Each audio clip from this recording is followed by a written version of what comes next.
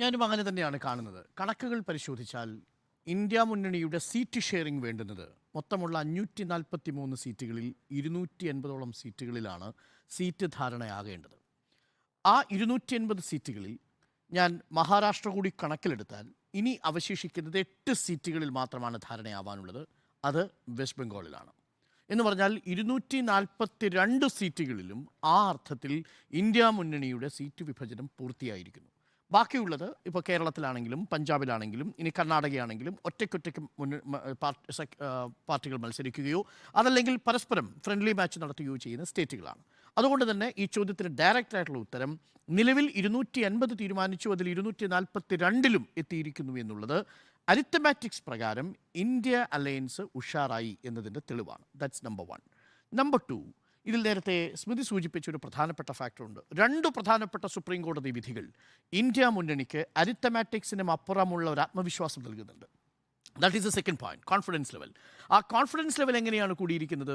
ഇപ്പോൾ സുപ്രീം കോടതി ചണ്ഡീഗഡിലെ മേയർ തിരഞ്ഞെടുപ്പുമായി ബന്ധപ്പെട്ട് നടത്തിയ നിരീക്ഷണം BJPയുടെ കരണക്കുറ്റിക്കേറ്റ ആഘാതമാണെന്ന് മാത്രമല്ല, വരാൻ പോകുന്ന തിരഞ്ഞെടുപ്പിൽ ഒരുപക്ഷെ പ്രതിപക്ഷം സംശയിക്കുന്നത് പോലെ ഇത്തരം മാൽ പ്രാക്ടീസുകൾ, ബാലറ്റ് പേപ്പറിൽ നേരിട്ട് കൃത്രിമം കാണിച്ച് 12ഓളം ബാലറ്റുകൾ അസാധുവാക്കി ഒരു സ്ഥാനാർത്ഥിയെ മേയറായി പ്രഖ്യാപിച്ചതിൻ്റെ തുടർച്ച ഇന്ത്യയിൽ കാണുമോ എന്ന് പ്രതിപക്ഷം സംശയിക്കുന്നതിനെ സാധൂകരിക്കുന്നതാണ് സുപ്രീം കോടതിയുടെ വിധി.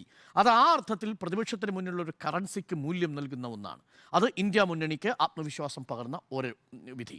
രണ്ടാമത്തേതാണ് നേരത്തെ പറഞ്ഞതുപോലെ ഇലക്ട്രൽ ബോണ്ടുമായി ബന്ധപ്പെട്ട് നടത്തിയ സുപ്രധാനമായ വിധി. പക്ഷേ ഇത് വളരെ വൈകി വന്ന വിധിയാണെന്നാണ് എൻ്റെ പക്ഷം.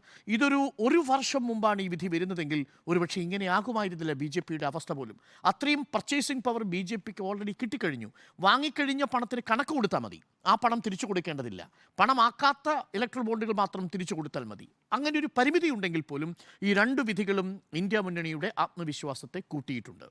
ഇനി മറ്റൊരു പ്രധാനപ്പെട്ട കാര്യം, ഈ സീറ്റ് ഷെയറിങ്ങുമായി ബന്ധപ്പെട്ട് നമ്മൾ ഗ്രീൻ, യെല്ലോ, റെഡ് ലൈറ്റുകൾ വെച്ചുകൊണ്ടൊരു വിശകലനം നടത്തിയാൽ ഗ്രീൻ റെഡ് തിരിഞ്ഞിരിക്കുന്ന ചില സ്റ്റേറ്റുകളുണ്ട്, യെല്ലോയിൽ കിടക്കുന്ന ചില സ്റ്റേറ്റുകളുണ്ട്, റെഡിൽ കിടക്കുന്ന വെസ്റ്റ് ബംഗാളുണ്ട്. ഇതിലേറ്റവും പ്രധാനപ്പെട്ടത് ഗ്രീൻ തിരിഞ്ഞിരിക്കുന്ന ഡൽഹി തന്നെയാണ്, ഉത്തർപ്രദേശുമാണ്.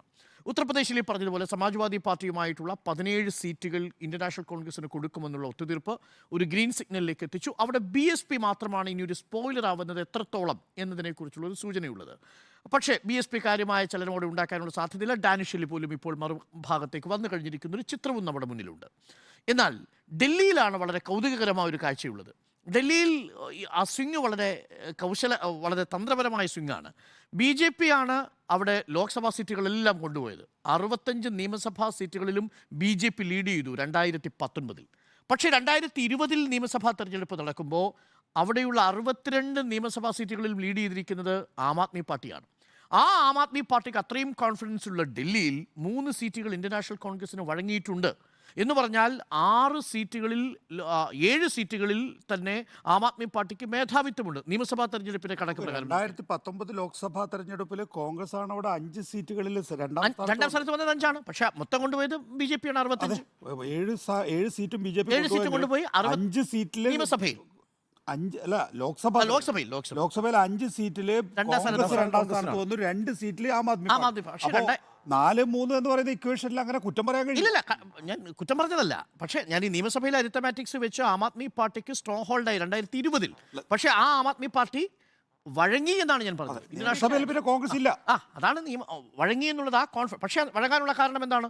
ED റെയ്ഡാണ്. 7 തവണ ED, CBI. ഒരുപക്ഷെ കോൺഗ്രസ് പാർട്ടിയും കേരളത്തിൽ CPM ഒക്കെ പറയുന്ന പ്രധാനപ്പെട്ട ആരോപണം നേരിട്ട് വ്യക്തമാക്കുന്നതാണ്. അരവിന്ദ് 2 പ്രധാനപ്പെട്ട മന്ത്രിമാർ ഇപ്പോഴും ജയിലിലാണ്. അപ്പോൾ ആ സാഹചര്യത്തിൽ ആം ആദ്മി പാർട്ടിയുടെ മുന്നിൽ മറ്റു വഴികളില്ല. അപ്പോൾ ഗ്രീൻ സിഗ്നലിൽ കിടക്കുന്ന ഡൽഹിയിലെ ഈ കണക്കുകൾ തന്നെ പറയുന്നത് ആ സീറ്റ് ഷെയറിംഗ് ഫോർമുല വളരെ എളുപ്പത്തിൽ നടത്താൻ സാധിച്ചു. മറ്റൊന്ന് ഗുജറാത്തിൽ, നേരത്തെ പറഞ്ഞു, ഞാൻ അതിൽ ഇനി അധികം കമൻറ്റ് ചെയ്യുന്നില്ല. മറ്റൊന്ന് മഹാരാഷ്ട്രയിലാണ് യെല്ലോ സിഗ്നൽ കിടക്കുന്നത്. മഹാരാഷ്ട്രയിലെ യെല്ലോ സിഗ്നൽ ഗ്രീൻ സിഗ്നൽ ആവാൻ പോവുകയാണ്. കാര്യം ഉദ്ധവ് താക്കറെ നേരിട്ട് ഫോൺ വിളിച്ചു. ഇനി അവിടെ അവശേഷിക്കുന്നത് ഞാൻ മനസ്സിലാക്കുന്നത് 8 സീറ്റേ ഉള്ളൂ. 48-ൽ 40-ലും തീരുമാനമായിരിക്കുന്നു മഹാവികാസ് അഘാടി. ബാക്കി അവശേഷിക്കുന്ന 8 സീറ്റാണ്. ആ 8 സീറ്റിലുള്ള ചോദ്യം, നിങ്ങൾ മുംബൈയിൽ ഏതൊക്കെ 3 സീറ്റുകളാണ് പ്രധാനമായിട്ടും കണ്ടൻഷ്യസ് ആയിട്ട് നിൽക്കുന്നത്, ആ 3 സീറ്റുകൾ കോൺഗ്രസിന് വിട്ടുകൊടുത്താൽ ആ പ്രശ്നം അവിടെ പരിഹരിക്കും. അതിൽ 2 സീറ്റ് വിട്ടുകൊടുക്കാനുള്ള ധാരണയായി എന്നതാണ് ഇപ്പോൾ നോർത്ത് ഇന്ത്യയിൽ നിന്നുള്ള 22 പ്രഖ്യാപിക്കും. അതോടുകൂടി മഹാരാഷ്ട്രയിലെ യെല്ലോയും ഗ്രീൻ ആവും. ഇനി അവശേഷിക്കുന്നത് ഏതാണ്?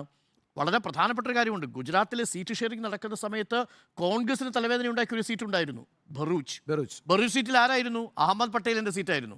അഹമ്മദ് പട്ടേൽ 7 വർഷം തുടർച്ചയായിട്ട് 77 മുതൽ 84 വരെ ഉണ്ടാവുകയും പിന്നീട് അത് BJP-ക്ക് നഷ്ടപ്പെട്ടു പോവുകയും പിന്നീട് കോൺഗ്രസ് ജയിച്ചിട്ടില്ല. പക്ഷേ അവിടെ അഹമ്മദ് പട്ടേലിന്റെ മക്കളെയൊന്നും ഗൗരവത്തിൽ മുംതാസും ഫൈസൽ ഇന്നിപ്പോ അവരൊക്കെ തന്നെ വലിയ ശല്യക്കാരായി മാറിയിട്ടുണ്ട്. ആ സീറ്റ് ബറൂച്ചിലും ഭാവ്നഗറിലും ആം ആദ്മി പാർട്ടിക്ക് വിട്ടുകൊടുത്തതോടുകൂടി ഇന്ത്യൻ നാഷണൽ കോൺഗ്രസ് ഒരു മെസ്സേജ് കൊടുക്കുന്നുണ്ട്. അപ്പോൾ പട്ടേലിനുമായി ബന്ധപ്പെട്ട അവിടുത്തെ ലോക്കൽ മീഡിയയിലും നോർത്ത് ഇന്ത്യൻ മീഡിയയിലും ഒക്കെ വളരെ സജീവമായ ചർച്ചയാണ്, മുംതാസിന്റെയും ഫൈസലിന്റെയും ട്വീറ്റുകളടക്കം. അവിടെ പോലും ഇന്ത്യൻ നാഷണൽ കോൺഗ്രസ് വഴങ്ങാൻ തയ്യാറായി എന്നുള്ളതും ഒരു ശുഭസൂചനയാണ്. ആ അർത്ഥത്തിൽ അവിടെയും ഗ്രീൻ സിഗ്നൽ വീണ് കഴിഞ്ഞു. ഇനി വീഴേണ്ടത് വെസ്റ്റ് ബംഗാളിലാണ്. പശ്ചിമ ബംഗാളിൽ 8 സീറ്റുകൾ, നേരത്തെ പറഞ്ഞത് ബൈനോക്കുലർ വെച്ചാൽ പോലും 3ാമത്തെ സീറ്റ് കോൺഗ്രസിന് കാണില്ല എന്നാണ് മമതാ ബാനർജി പറഞ്ഞൊരു വാചകം.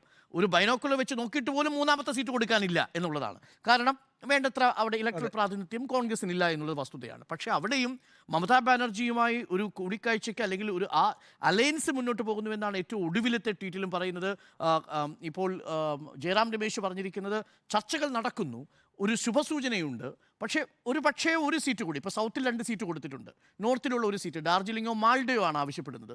ഇതിലേതെങ്കിലും ഒരു സീറ്റ് കൂടി കോൺഗ്രസിന് കിട്ടുന്ന പക്ഷം ആ ചർച്ചയും അവിടെ വിജയിക്കും. അങ്ങനെയാണെങ്കിൽ ഞാൻ നേരത്തെ പറഞ്ഞതുപോലെ 250 ഡിസിസീവായ സ്റ്റേറ്റുകളിലെ സീറ്റ് ഷെയറിംഗ് പൂർത്തിയാക്കുന്നു എന്നുള്ളത് നൽകുന്ന ആത്മവിശ്വാസം ചെറുതല്ല. ആ ആത്മവിശ്വാസത്തിന്റെ കരുത്തിലായിരിക്കും ഈ മാർച്ച് മാസം 3-ാം തീയതി ജനമഹാവികാസ് റാലി നടക്കാൻ പോകുന്നത്. ആ ജനമഹാവിശ്വാസ് റാലിയിൽ നിതീഷ് കുമാർ പോയാലും അലയൻസിൽ ഞങ്ങൾ ഒപ്പമുണ്ട് എന്നുള്ള കൈകോർത്ത് പിടിക്കലായിരിക്കും. അത് ഫിനിക്സ് പക്ഷിയെ പോലെ ഇന്ത്യ മുന്നണി ഉയർന്നു വരുന്നതിന്റെ സൂചനയായിരിക്കും എന്ന് ഞാൻ കാണുന്നു.